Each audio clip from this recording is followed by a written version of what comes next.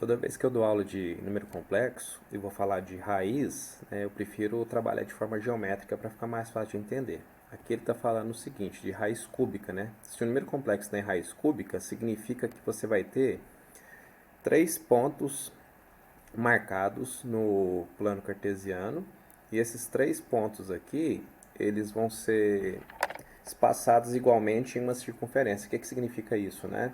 Se você traçar aqui cada um desses números complexos e ligar eles usando o módulo, né, o afixo deles, o que acontece? Esse ângulo formado entre esses três números complexos novos aqui vai ser um ângulo, no caso aqui, de 120, tá? Isso porque é uma raiz cúbica. Se fosse uma raiz quarta, teria 4 pontos e formaria um quadrado aqui dentro. Nesse caso aqui vai formar um triângulo equilátero, tá? Se fosse uma raiz quinta, aí seria um pentágono. Se fosse a raiz sexta, um hexágono e assim por diante. Dá para você relacionar com figuras geométricas, entendeu? Aí o que a gente tem aqui então? Deixa eu tirar esses pontos, porque ele não quer pontos dessa maneira aqui, né? Ele quer uma raiz cúbica. Então, se é uma raiz cúbica, vai ficar 3 pontos ao redor de uma circunferência, só que ele te deu algumas restrições aqui. Ele te deu Z1 e Z2, ele falou que Z1 está no primeiro quadrante, então o Z1 está nessa parte aqui. O Z2 é da forma BI, onde o B é um número real negativo. Então, quer dizer que ele está aqui, ó, em cima do eixo imaginário, tá?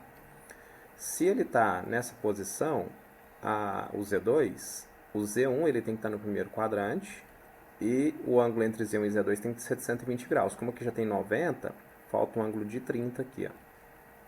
E o Z3, ele vai aparecer nesse outro quadrante aqui, ó, no segundo quadrante, também com ângulo de 30 graus, porque aí eu vou ter 120 de diferença dele para o Z1. Então o Z3 vai ficar aqui, ó.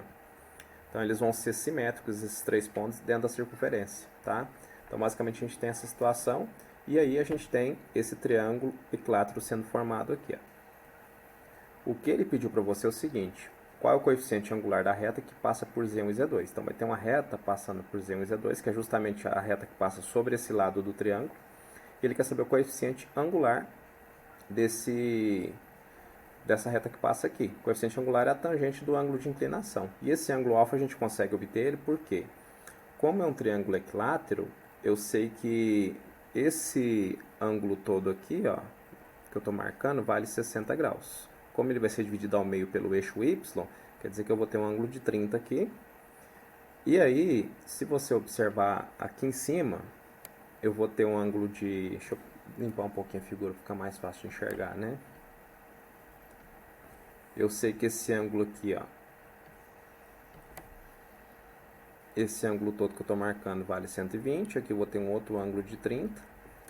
E aqui eu consigo encontrar esse ângulo que está aqui embaixo. Esse ângulo aqui, na verdade, vai ser um ângulo de 60, que é justamente o ângulo formado aqui no triângulo equilátero, tá? Porque essa reta aqui é paralela ao eixo X. Então, o ângulo alfa aqui é um ângulo de 60 graus. Então, se você calcular a tangente de alfa, a gente vai chegar no valor de raiz de 3, que é o coeficiente angular dessa reta que passa aqui. Então, essa questão se resolve de maneira mais geométrica, sem fazer muito cálculo, entendeu?